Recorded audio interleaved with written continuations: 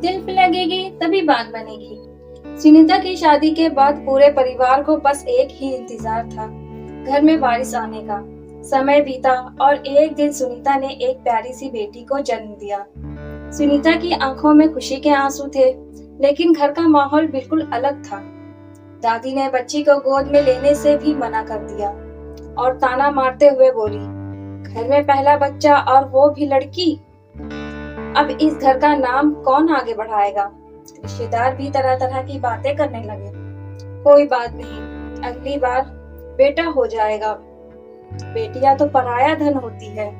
सुनीता यह सब सुनकर चुप रहती, लेकिन जब वह अपनी मासूम बेटी का चेहरा देखती तो उसके दिल में एक ही बात आती, मेरी बेटी किसी बेटे से कम नहीं होगी। राजीव अपनी बेटी से बहुत प्यार करता था, लेकिन वह अपने माता पिता के सामने कुछ कहने की हिम्मत नहीं जुटा पाता था।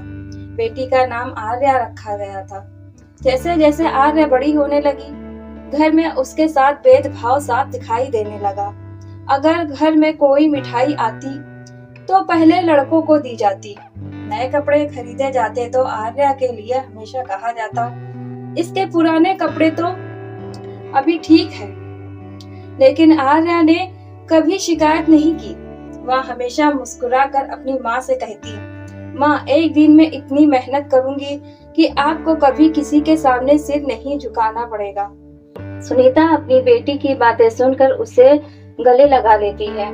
एक दिन गांव के स्कूल में वार्षिक परीक्षा का परिणाम घोषित हुआ। पूरे स्कूल में पहला स्थान आर्या ने हासिल किया।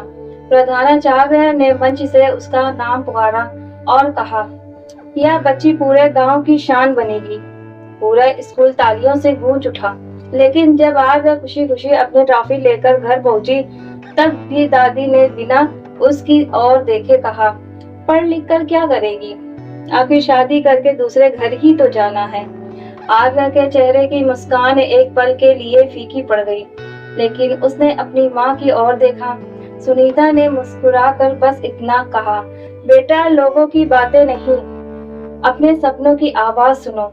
उसी रात आर्या ने खुद से एक बड़ा वादा किया कि वह ऐसा मुकाम हासिल करेगी कि जो लोग आज उसे बोझ समझ रहे हैं, वही एक दिन उस पर गर्व करेंगे। आर्या ने उस रात जो खुद से लिया था, उसे उसने अपनी जिंदगी का लक्ष्य बना लिया। वह सुबह जल्दी उठकर पढ़ाई करती, स्कूल जाती और शाम को अपनी माँ के घर के कामों में भी हाथ बटाती। आर्थिक तंगी के बावजूद सुनीता ने कभी अपनी बेटी की पढ़ाई रुकने नहीं दी। समय बीतता गया। आर्या ने 12वीं की परीक्षा पूरे जिले में प्रथम स्थान से पास की। उसकी मेहनत देखकर उसे स्कॉलरशिप भी मिल गई। अब उसकी आगे की पढ़ाई का खर्च भी कम हो गया। गांव के वही लोग जो कहते थे, बेटियों पर इतना खर्च क्यों करना, अब दूसरों से कहते फिरते हैं, देखो सुनीता की बेटी कितनी होनहार है। आर्या ने अपनी पढ़ाई पूरी की और कठिन परिश्रम के बाद एक सरकारी पद पर चयनित हो गई।